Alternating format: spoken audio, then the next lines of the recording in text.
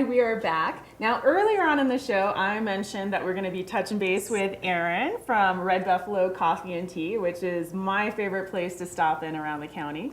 Well, thank you. And it's always great when you come and stop in and visit me. I bring you Monday coffee. You bring me Monday coffee. I look forward to my Monday coffee. I'm always excited to see what the surprise treat is going to be. Isn't that the best part of the day? Is when you can. It is. You have like your regular go-to drinks, but sometimes it's nice when someone makes you try something new. Yeah. And it's like, what could be better, like, on a Monday morning? Then coffee delivered to you at work. Yeah, and it's just a surprise. Yes. So Erin, for those of you, or those people out there that don't know you, don't know Red Buffalo Coffee and Tea, can you quickly introduce yourself and describe what Red Buffalo Coffee and Tea is? So Red Buffalo Coffee and Tea, we're a community-oriented coffee shop in Silverthorne, meaning we really just want to be that pulse of what's going on in the Silverthorne community, whether that's, we had all of March, we had the local kids art on the walls. Or Very, very cute, by the way. It was so fun. And then we have open mic jam on Wednesday afternoons.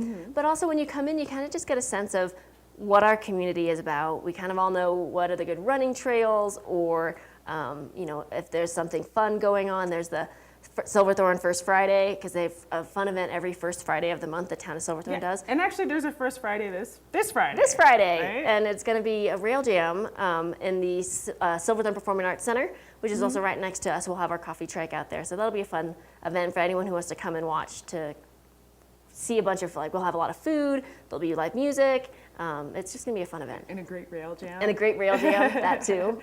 Now, you had mentioned about people kind of, touching base on good running trails. Yeah. You're right there. There's a walkway right there at the Blue River. There is, and it's clear all season long, and I like to, before I go out and trail run, I like to maybe warm up my legs on just, some pavement, because trail running, I know I'm going to slip this time of year on a frozen, a hidden frozen mud spot.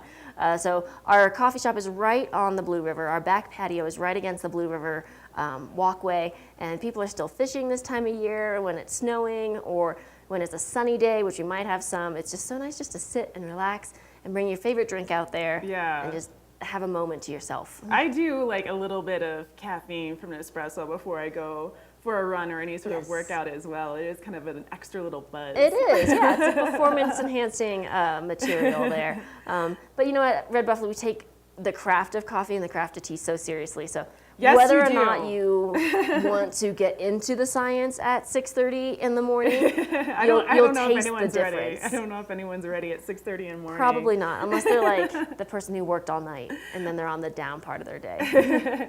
Now, speaking of well-crafted coffee, what wonderful treat did you bring me this morning? I brought you a maple spice latte. I always like it because it's like a pancake in the morning. It is. It's like a liquid caffeinated pancake, but not in like the weird like school lunch.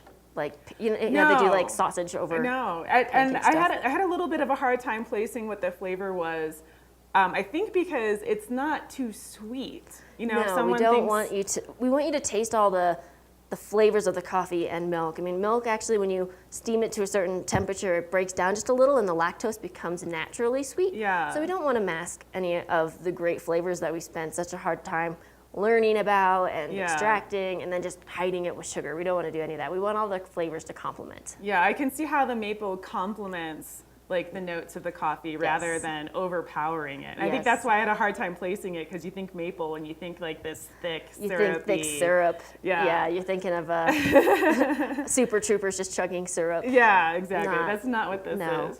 Now, I wanted to touch base with you on your open mic nights, because I noticed that you kind of were trying out a couple different time slots for those, and now it seems like it's pretty steady. It's Wednesdays from 3 to 5. So it's a really fun, like, kind of afternoon session, like when you're that part of your day, you're not really sure what you're doing. You might have, kids are off of school or you're done skiing for the day, and it's fun. We get some fun local musicians who come in and ply their craft. And then on Saturdays we have live music again from 9 to 12, and that's more of an established set. So our Facebook page is really the best way to see who we have playing and understand the times for all of that.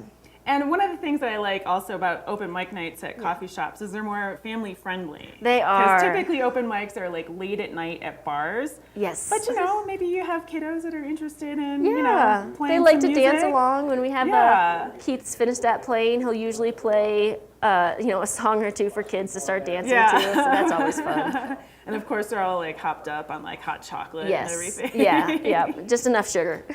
All right.